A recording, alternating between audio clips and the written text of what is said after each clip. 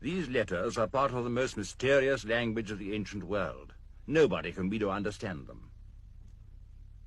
The women of the people who used it wore few clothes, but much jewelry. They regarded animals like this bull with veneration. Their religion involved the worship of a god who is usually shown seated like this, with his right hand on his knee and an elaborate hairstyle. The people who practiced this religion lived some 4,000 years ago in this extraordinary brick metropolis, the city of Mohenjo Daro. Mohenjo Daro itself stands 2 or 3 miles today from the river Indus, that line which you can see just below the horizon running into the distance. The Indus is one of the great rivers of the world. It's the backbone of West Pakistan as it curves and meanders 1,000 miles from the Himalayas to the Arabian Sea. The civilization that produced Mohenjo Daro is called the Indus Valley Civilization. It spread over a much larger area than the civilizations of Mesopotamia and Egypt of the same period. Mohenjo Daro was one of the 2 greatest cities of this little-known civilization of the ancient East, and it is the subject of this program. Mohenjo Daro was discovered as recently as 1922. It's not every day that a new civilization is brought to light with great cities and elaborate organization of civic life and well-developed knowledge of writing. So the event was an exciting one. The ancient civilizations of Egypt and Mesopotamia have been known for a long time.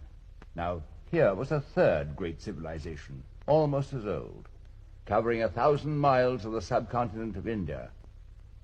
Research has shown that it lasted from before 2500 BC to something like 1500 BC. About 100 sites have now been discovered.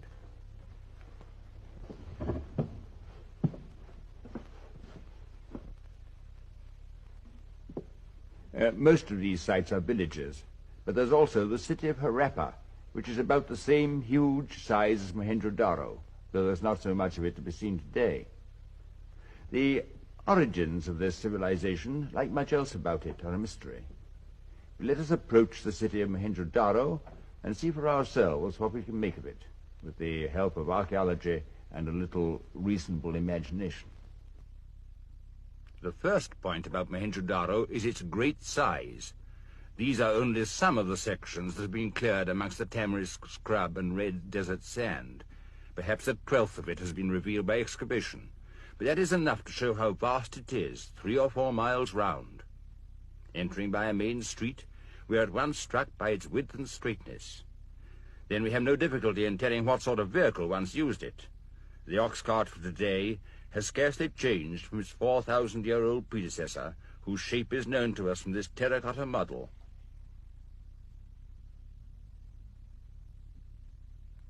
A number of these models have been found at Mohenjo Daro of slightly different types. They were probably children's toys.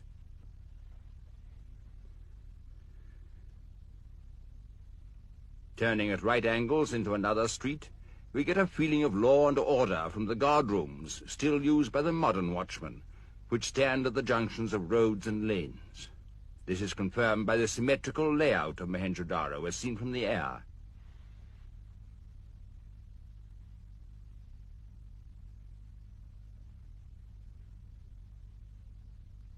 It's also shown in this checkerboard plan, drilled and regimented by a civic architect whose word was law. This is in sharp contrast to the contemporary city of in Mesopotamia. The irregular meanderings of the main street of are a very different story. Returning to Mohenjo Daro, we leave the main streets and turn into one of the side lanes. Here the high blank walls with few doors and fewer windows emphasize the uniformity of the street architecture. No decoration now breaks the monotony, and this absence of individuality is something that we'll notice everywhere in the city, although, of course, there may at one time have been a certain amount of carved woodwork. The walls, as preserved, are made almost exclusively of baked brick in the so-called English bond, that's to say, alternate rows of headers and stretchers with mud mortar in between. Upper stories were probably built of timber. such windows as there were probably had gratings in them like this. And if it all seems very monotonous now, at least the varied decorations of the household pottery can perhaps give us an idea of how the carpenter and painter may have relieved the original brickwork with their designs. Finally, down a dog-leg turn in a lane which helped to break the force of the prevailing wind, we come to a well-preserved and typical house.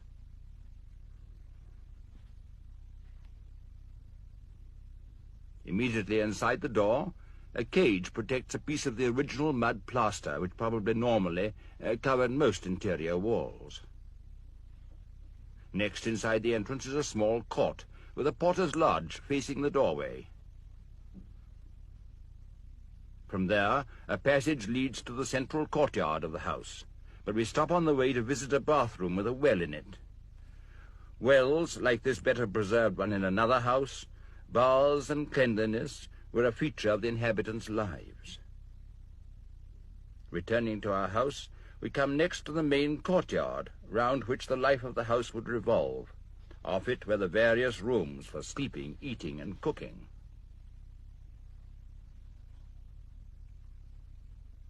Finally, in one corner is a brick staircase which leads to a now vanished upper story, probably, as I said, largely built of wood. But now what about the people who once trod these stairs? We can discover a certain amount from the pieces of statuary that have been found, like this portrait bust. This shows it was fashionable to shave the upper lip. The beard is clearly shown, while the upper lip is bare.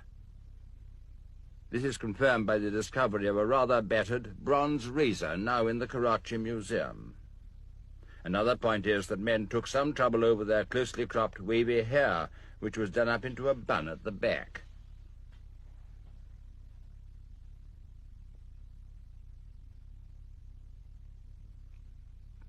This is not such an impressive portrait, but with his neat beard and the twinkle in his eye, he strongly reminds me of an old professor friend of mine.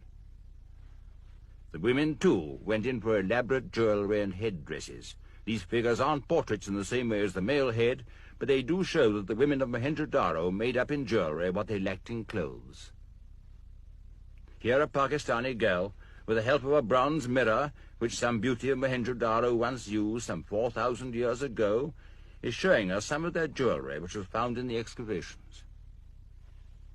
These necklaces were mainly made of semi-precious stones like carnelian and jasper, and some would not look at all unfashionable today.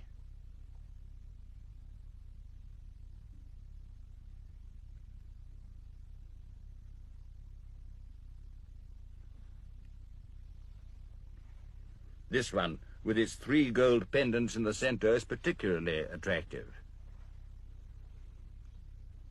Bangles, both of bronze and gold, were obviously popular too, and notice the girdle particularly. It's made of long tubes of red carnelian and is the image of the one worn by some of the terracotta models. Other evidence we have of the lady's interest in makeup is this pot of black eyeshadow and the bronze sticks that were once used to put it on. They also had nail cutters.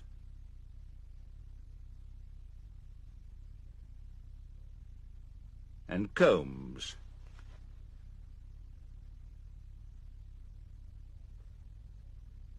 And on a more homely note, needles and buttons.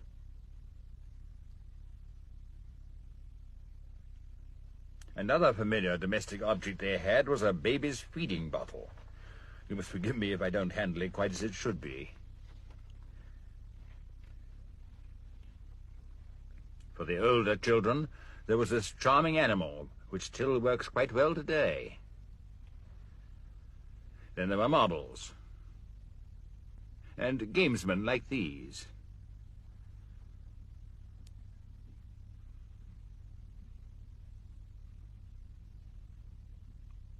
They were used for some sort of game, like chess or draughts.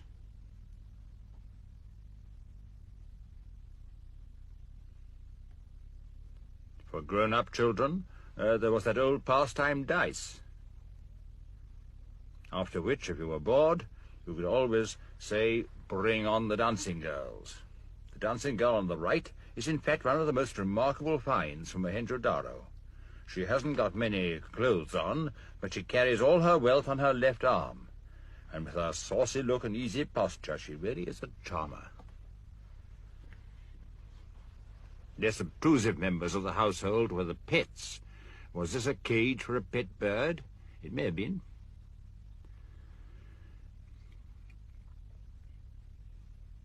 But there's no doubt what made these footmarks on a wet brick. A dog, perhaps this very one whose owner had obviously taken pride in his handsome collar. So much for the contents of our house. But there's one other point about the arrangements of the now vanished upper story I must make. In other houses, there exist the remains of an upstairs lavatory, a convenience that is not often found even 2,000 years later in Pompeii. In another house you can see surviving a good example of the carefully built chutes by which waste was drained into the covered brick drains of the main street. There's one on the left. The brick path is modern. The drains of Mohenjo Daro were thus far in advance of those in many towns today. These drains led to brick-built manholes, with a number of drains leading into them. These were cleared by municipal sanitary squads, who in some cases left an adjacent heap of debris for modern rediscovery. Turning off the main street, our next call is at a building which seems to have been a shop. This still has the resting places in the floor where the pots holding the shopkeeper's goods used to be put. The shop fronts on the street, and this one was near a crossroads too, so no doubt it had a flourishing trade.